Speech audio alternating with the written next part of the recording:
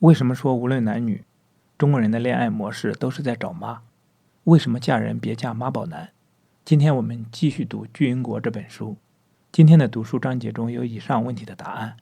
今天我们读到的是中国人的情感模式都是在找妈，妈宝男是怎样形成的这两个专题。想听更多的内容，可以订阅我的 YouTube 频道。读完这本书之后，我还会就解读中国文化这个专题去读更多的书，以帮助自己查杀掉头脑中的中国文化病毒，在个体层面做到文化出埃及，早日跃迁到现代文明的状态。让我们开始吧。中国人的情感模式都是在找妈。恋爱中我们在寻找什么？至少中国人的情感模式都是在找妈。男人找的是新娘，新的娘，女人同样也是如此。无论是萝莉找大叔，还是让中国女人最放心的憨厚老实的可靠男人，都是妈妈，都是被阉割的具有母性的男人。为什么都要找妈？因为在婴儿期我们得到的母爱质量普遍不怎么样，这导致我们内心里都有一个匮乏的婴儿，而渴望再有一次机会找到好的母爱，以治疗生命最早期的伤痛。我们喜欢说一切都是为了孩子，但实际上我们是最容易忽略孩子的。中国父母很容易认为孩子3岁前怎么对待都可以，反正记不住。但其实是孩子越小越需要呵护和照顾，特别是前6个月。如果婴儿严重缺乏母爱，那会导致最严重的心理问题。可以说，对于1岁前的小婴儿来说，怎么爱他都不过分。作为新的精神分析学派，客体关系理论认为，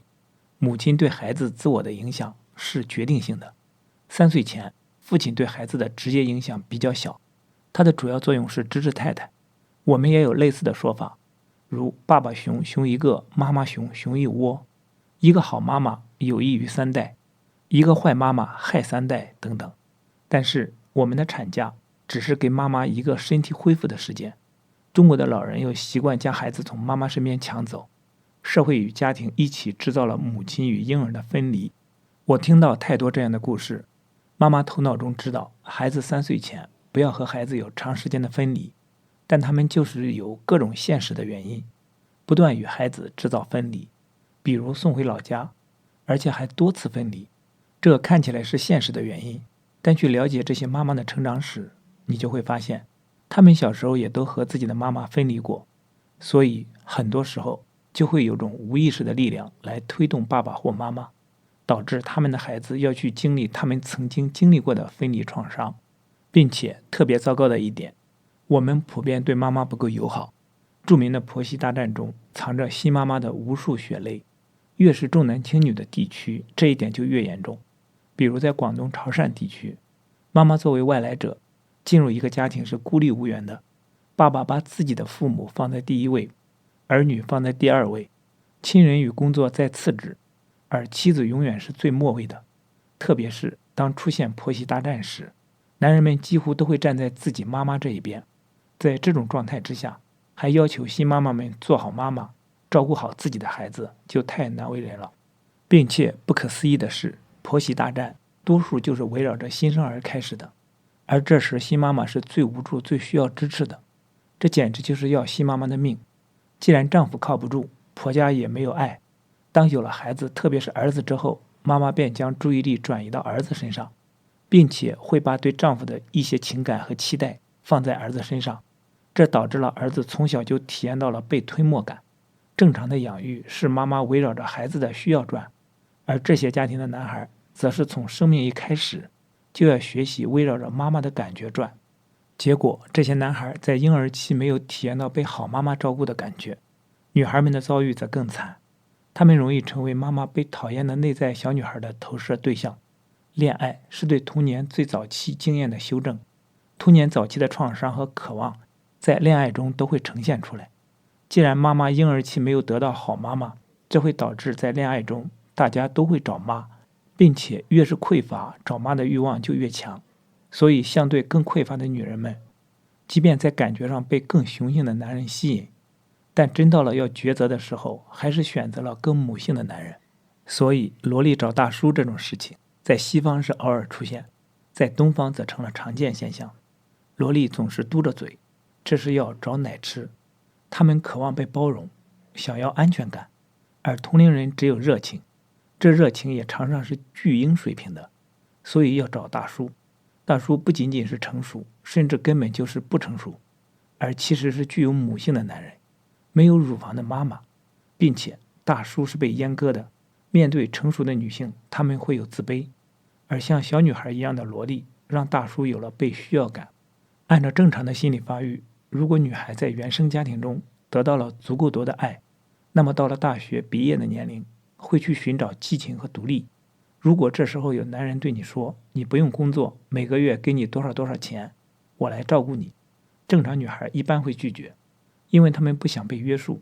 但是萝莉容易答应，因为她只是生理年龄成年了，而心理年龄还是一个小婴儿，还渴望被一个妈妈养着照顾着。每个时代的中国女性都有大叔情节。中国总体上是男权社会，女性缺乏安全感。一个来访者跟我说，在潮汕地区，一些女高中生与大叔在一起，都不是要大叔的钱，只是希望从这些大叔身上获得一些关注和爱。这样的女孩常是多子女家庭中最被忽略的那个孩子，而在与大叔的关系中，还会重复他们之前被忽视的关系模式。那个男人有自己的家庭，不会将所有的关注倾斜在他一个人身上。很多大叔在小时候便是懂事、父母不用操心的好孩子，他们少年老成，小孩子的天性过早丢掉了。他们与萝莉在一起，在喂奶的同时，也满足了一部分回到童年的幻象，是对自己的一种补偿。中国人有7、8成的婚姻是建立在安全感之上，这都是婴儿在找妈，两个人活成了亲人，也许会非常亲密，但很容易感觉到两个人的发展似乎被限制了，并且虽然很亲密，但谈不上精彩，因为精彩属于个性化的部分。我见过很多看上去理想的恋爱，一开始惊叹男女双方的浪漫与投入，那真是全情投入，无怨无悔。但不知道为什么，两个人越活越苦，很多惨事不断发生，并且两个人的个性发展好像也停滞下来了。最终像王小波所形容的，就像是2只小老鼠在谈恋爱。对此，一位女子有非常好的形容，她说她感觉和前夫的关系就像是2棵歪脖树硬拧在一起，这样的关系中，两个人都是在轮流扮演巨婴和全能妈，一会儿你是巨婴，我是全能妈，一会儿我是巨婴，你是全能妈，都在全心全意考虑彼此，但同时都感觉到对方沉重而脆弱，自己的发展被绑住了。见过很多个这样的恋爱关系后，我明白了，他们就是在接力建立起共生的关系。我只有你，你只有我，我们的世界完全重合在一起，思想统一，最终的差异就像消失了一样，而发展也消失了。并且很有意思的是，我见过的这些关系，多数都是没有孩子，因为有了孩子就会破坏两个人之间的共生感。养育孩子有3个阶段，前6个月是共生期，我称为一个人的阶段，婴儿觉得和妈妈是一体的。第2个阶段6个月到3岁是分离与个性化期，两个人的阶段，我是我，你是你，我们在一起。第3个阶段3岁以后是俄狄浦斯期，3个人的阶段，我是我，你是你，我们中间还有我们共同拥有的另一个人。爱情的发展也需要这3个阶段吧。的确，有一个经典的爱情3段论，第一阶段1+1等于1，我们是一个人。第2个阶段1+1等于0，我的所有痛苦不幸都是因为你。第3个阶段1+1等于2，我是我，你是你，我们在一起。第2个阶段的憎恨很重要，活过这个阶段还能幸存，才进入第3阶段，是2颗独立的灵魂彼此相爱。最后再说说安全感。关于安全感，中国人很容易有单一的物质化界定，比如房子、车子，没有房子就不能结婚，所以有这样的说法，丈母娘推动了中国的房价。并且中国人也总是在劝那些在婚姻关系中没有爱情的人别贪心，不可能得到一切。但是有一个最基本的真相是，真正能够制造安全感的只有爱。妈宝男是怎样形成的？妈宝男顾名思义就是什么都听妈妈的，什么都以妈妈为对，什么都以妈妈为中心，这是对妈宝男的定义。妈宝男在中国是一种很普遍的存在，表面上这样的男人很听妈妈的话，对妈妈很好，但其实这只是他们的一个表象，内心深处他们有不为人知的阴影。用心理学术语说，他们有一个严重的分裂，将妈妈的形象分裂成好妈妈与坏妈妈，将好妈妈投射给真实的妈妈，而容易将坏妈妈投射给妻子。因为这种心理机制，他们不能对真实的妈妈表达坏的情绪，但可以将坏的情绪投射给妻子。他们绝不能疏远妈妈，但却可以看似毫无理由地疏远妻子。所以女性在找恋人时，千万不能使用僵硬的逻辑。一个人对妈妈好，对妻子也会好。如果这种好是流动而自由的，就是真的。但如果这种好像是一种教条，带着僵硬的味道，那么这个男人对妈妈越好，对妻子会越不好。对于妈宝男的形成原因，我们有一个常见的误区，大家很容易会认为妈宝男之所以这么黏妈妈，是因为妈妈对儿子很好。其实妈宝男的形成是因为两个很不美好的原因。第一，在婴幼儿时期严重缺少母爱，而对母爱的渴望是所有人的头号渴望，所以妈宝男会一直执着于母爱。第二，长大一些后发现，可以通过对妈妈的言听计从而得到妈妈的关注，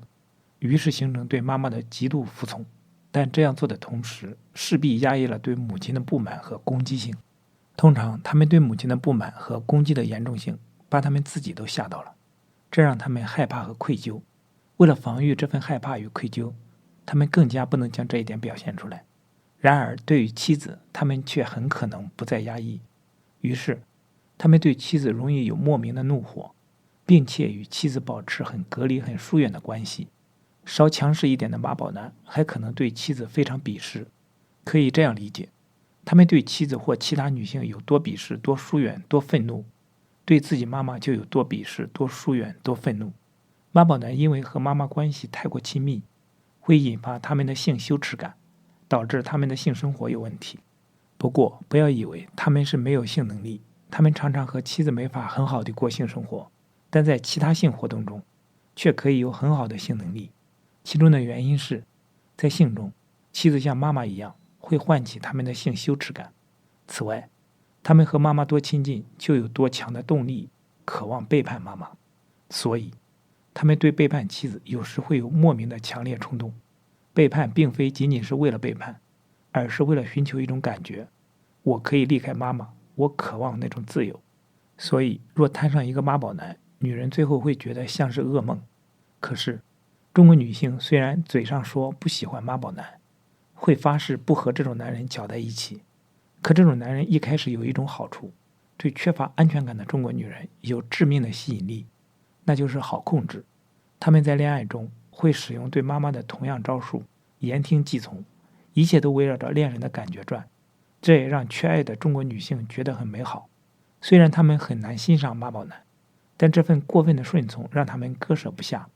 并且妈宝男不就是中国女人制造出来的吗？所以比远离妈宝男更重要的是，不要制造妈宝男。网上对妈宝男的一些描述如下：第一，当然你不能就这么以为妈宝男是个乖宝宝，是孝顺的男人。我听过有劈腿男以妈宝形象做挡箭牌，每次都说对不起，我妈妈要我陪她。所有劈腿对象的来电显示都是妈妈，